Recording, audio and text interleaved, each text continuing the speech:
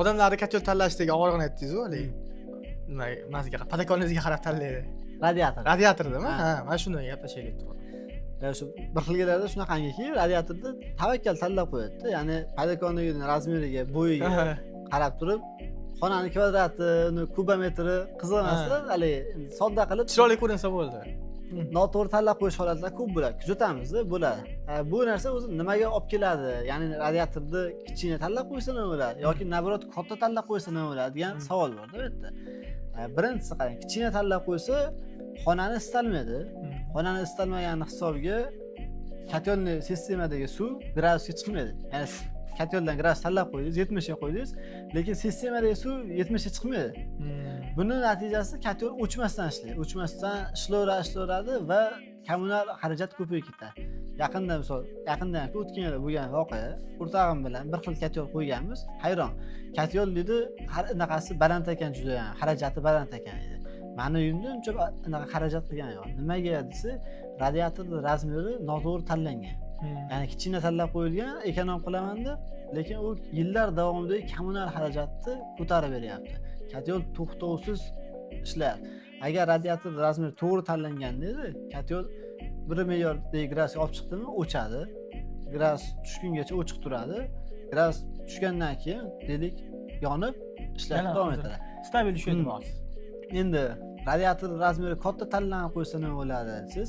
Buni mana bu aytganimiz haligi kotel o'chib yonishiga zarari yo'q. Ya'ni u tezroq isitadi, kotel o'chadi. Endi bitta noto'g'ri jihati bo'lishi mumkin ekan aytgancha, uyda haddan tashqari isitib yuborish mumkin.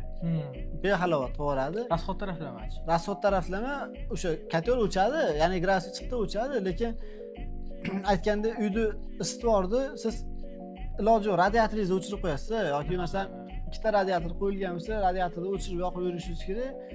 Agar ana aqlli krandan qo'ymagan bo'lsangiz. Aqlli kran ham bor-da, uyda gradusni o'lchab turib, o'zi o'chib, o'zi yonadigan aqlli kran ham bor. Men o'zim uyga sinab ko'rish uchun ham qo'ydim. Rostdan ishlar ekan bu. Termogalovkasi bor. 100 gradusi siz belgilagan gradusga chiqqanda radiatorning kranini o'zi yopadi. Avtomatik. Gradus pasayganda yana kranni o'zi ochadi. Ya'ni siz qo'lda o'chirib yoqmaysiz, derazani ochib xonani sovutishi shart emas. Endi katta razmerdagi radiator tanlab qo'yilsa, cho'ntakka zarar bo'ladi. Boshida olib turgan paytingizda cho'ntakka zarar bo'ladi. O'shaning uchun maslahat beramiz, biz har doim mutaxassis bilan maslahatlashing. Chunki yoki masalan biz o'zimiz bilan maslahatlashsangiz ham bo'ladi. Bizda shabloni bor. Bizda standart uylar bo'ladi, 2,5 metr, 270 metr uylarda eni va uzunligiga qarab turib, kvadraturasiga qarab turib shablon bor. Qaysi radiator necha gradus issiq suvda necha kvadrat xonani isitadi degan savolga shablonimiz bor.